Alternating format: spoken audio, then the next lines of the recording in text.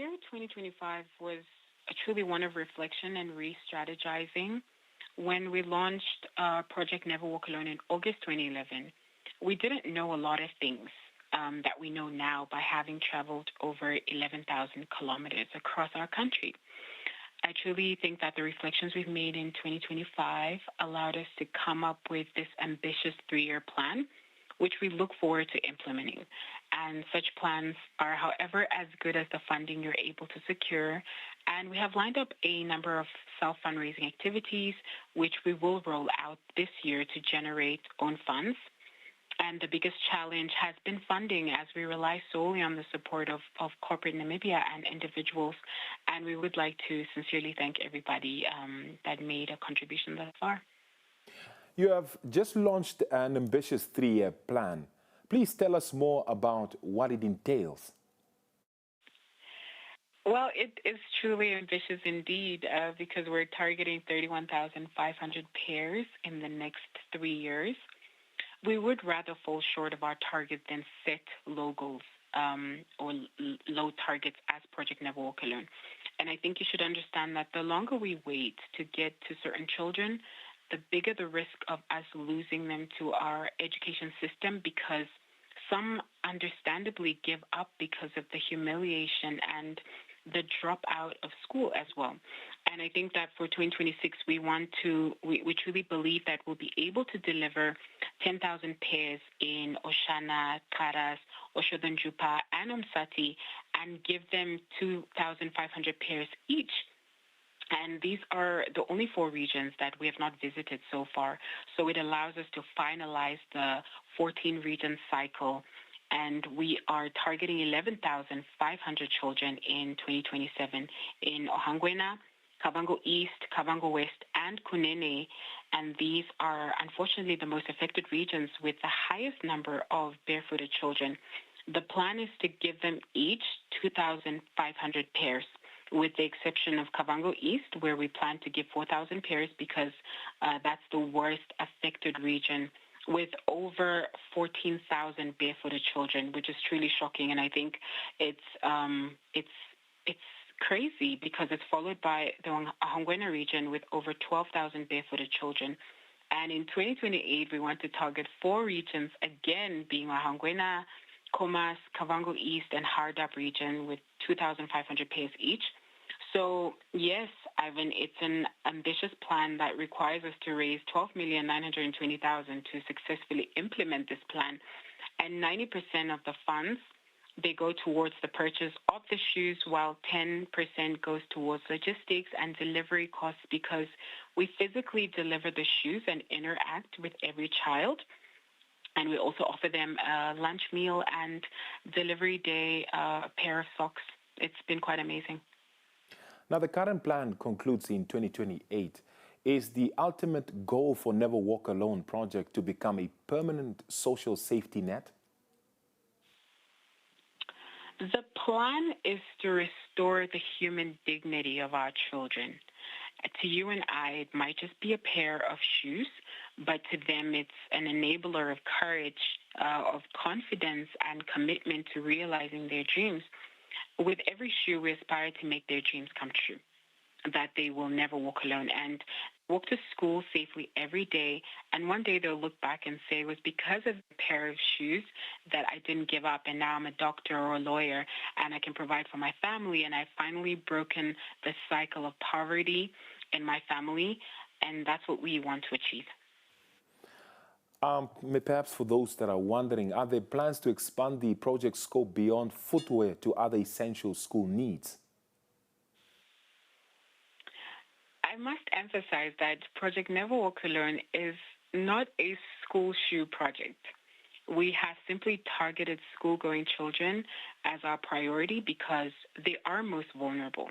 The project shoe is called the Feli, and it's a genuine leather high-quality shoe that lasts for a lifetime and is passed on from one generation to the next. Children do not only need shoes to go to school, but to go everywhere, and these shoes enable them to, as a multi-purpose mobility. And we have also silently given schoolgirls sanitary pads wherever we do handouts, and Of course, we have witnessed that 90% of the time, the children's school uniform are always non-existent, which creates an opportunity for another stakeholder to partner with us to provide and pay for the uniform. We unfortunately cannot do it alone. Perhaps from the top of your head, when do you think that the project will be able to reach all the regions? Once we finalize the 4 regions in 2026, we would have finalized all 14 regions. But it's important for me to mention that it does not mean we have assisted all 14 regions with 100% of their shoe requirements. Okay. So you have you partnered as well with, or are you open to partnering with local companies? Perhaps you can just expand on that. Absolutely. We're opening to partnering with local companies. And we have a 5-year exclusive partnership with Shalongo Leather, who is an experienced local shoemaker with the best quality shoes. 90% of the material is sourced locally, which is just wonderful for sustainability and also to restore, and they fix broken shoes as well. They have committed to giving us a 35% discount on every order as part of their contribution. And the more we order, the more they're able to create jobs for shoemakers as well. Some would say project like your one foster a culture of dependency. What's your comment on that? That's a notion that we reject with the highest order, absolutely, because we assist school-going children whose parents have no means to provide them with a pair of shoes. Some of these kids have never owned a pair of shoes in their lives. If you go on these trips with us, you will start crying, I tell you, because you experience the highest levels of poverty that most of these children experience each and every day. And coming to school on an empty stomach with no shoes and still expected to pass is not a joke. So, no, we're not promoting a culture of dependency, but one where we enable them to walk out of the cycle of poverty and make their dreams come true.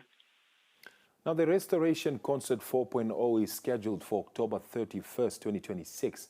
How central have these cultural events become to the Never Walk Alone project brand and its fundraising success?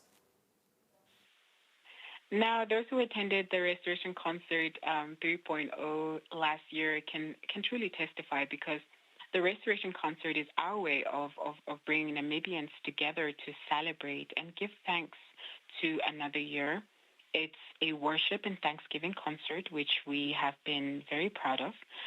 That we take the funds that are raised for the shoe project, which is, it's very important to emphasize that the concert generates its own funds. And in 2025, we attracted over 9,000 people, which has been such a great blessing. And through this project, we uplift the gospel and give our own gospel artists who rarely get opportunities to perform and worship an opportunity to do so. So all our help and strength comes from the Lord through this journey of life. Therefore, we ought to celebrate and uplift His name throughout our initiatives. And finally, what are your words of advice, or what advice would you like to give to the beneficiaries who are mostly learners for this year, who are to benefit, and perhaps those who are looking forward to see some of the faces that they see on television that are associated to the project? Wow. It's to never allow your circumstances define you. They should never give up.